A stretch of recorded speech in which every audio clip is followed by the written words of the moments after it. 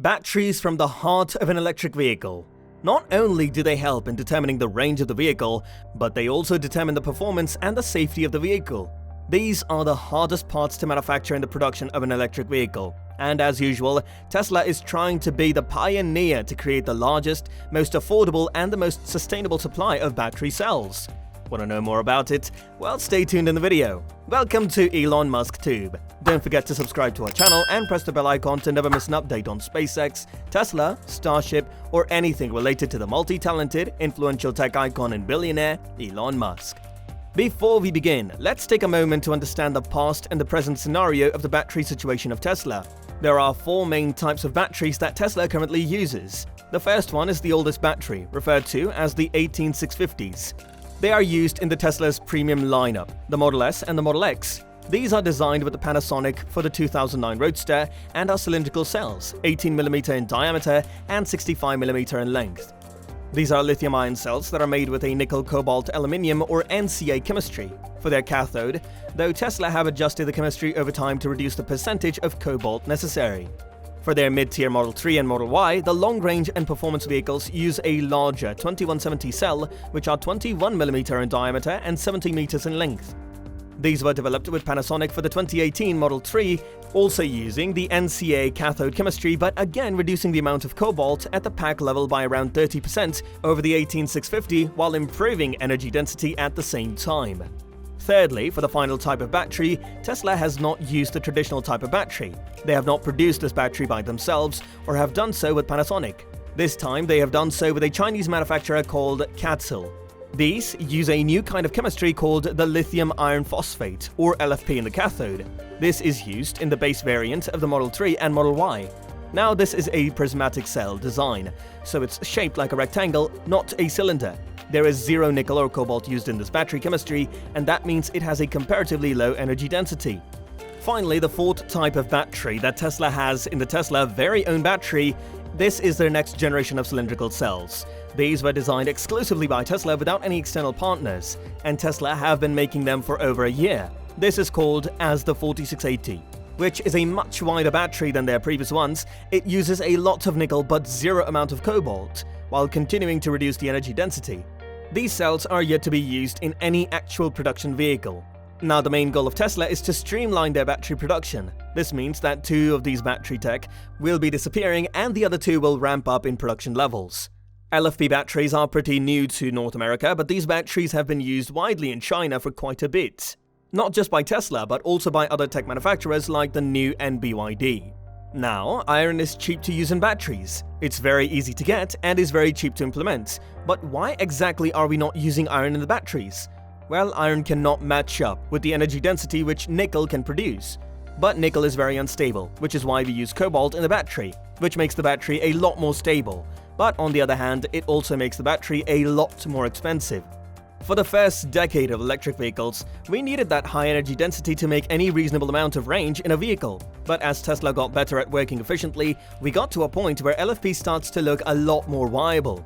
Tesla has also planned to transition the Model 3 vehicles worldwide to LFP, and this won't be exclusive to China anymore. This is indistinguishable from the standard NCA battery in North America. This not only has increased the range from 50 kWh to 55 kWh, but it also increased the safety of the car. Iron is a lot more stable than nickel, which means less prone to fire or explosion from the thermal runaway events that might be caused due to something like a crash damage. Even more good news is the stability, which leads to a much longer life cycle than the LFP packs. Elon Musk has said that any amount of range over 300 miles will require nickel-based cells. This means less energy density, which means more weight. The battery cell will first make its way in the Model Y long range that will be produced in the Giga Berlin and the Giga Austin, with deliveries hopefully starting early next year. Following that, the 4680 will be used in the Cybertruck that will be made in the Giga Austin at the end of 2022 and eventually 2023. Elon Musk has indicated that Tesla will eventually transition all of their long-range and high-performance vehicles over to the 4680 cell, which we got a glimpse of in the Model S Plaid Plus option. We know that Tesla is serious about producing this new battery cell in very high volumes because in addition to their initial production line in California, they are building a 4680 cell factory at the new plant in Germany, with plans for another one at their Texas plant soon to come, and to increase manufacturing even higher. Tesla have given the design to their partners at Panasonic, who are now on track to produce their own 4680 cell for Tesla in 2022.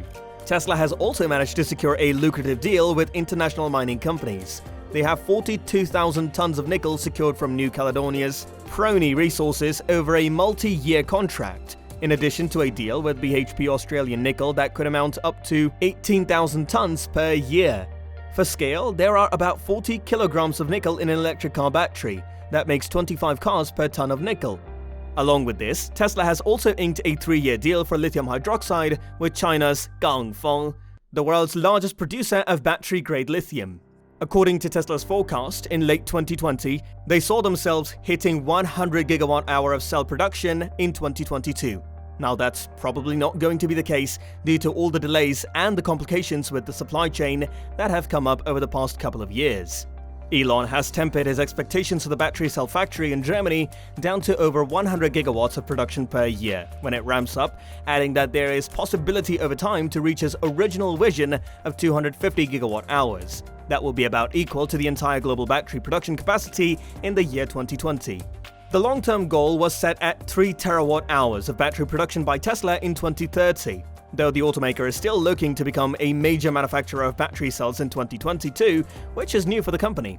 Tesla has been involved in battery cells for a long time, but it never manufactured them itself until starting production at its 4680 pilot plant in Vermont last year. Also, in 2022, Tesla looks to expand into massive volume production of those 4680 battery cells at Gigafactory Texas and Gigafactory Berlin simultaneously. The automaker is still buying as many battery cells as it can from suppliers, but I believe its own cell production in 2022 is going to be a difference maker. Also, we will be able to see a focus on securing the raw materials to produce those cells. Increased production from existing nickel, lithium, and graphite mining companies and mines is not going to be enough in the next few years, and we are going to need a lot more production to come online. But ultimately, in 2022, we should want to keep an eye on Tesla's 4680 production volumes, which I'd like to see reach an annual rate of 50 gigawatt-hour by the end of the year. It's not 100, but it's still impressive. Elon says that it would take at least 10 years of battery production at 10 terawatts per year to transition the entire planet to electricity. So that is kind of the timeline that we are looking at. The change isn't going to happen overnight, but it can happen in a couple of decades if we stay on course and nothing catastrophic happens. Though the third wave looks over the horizon, so no promises here, right? Anyways, what do you guys think about this? Let us know in the comments down below. And most importantly, if you want to be updated on every single topic related to Elon Musk, then you should consider subscribing to the channel and pressing the bell icon. See you in the next one. Until then, peace.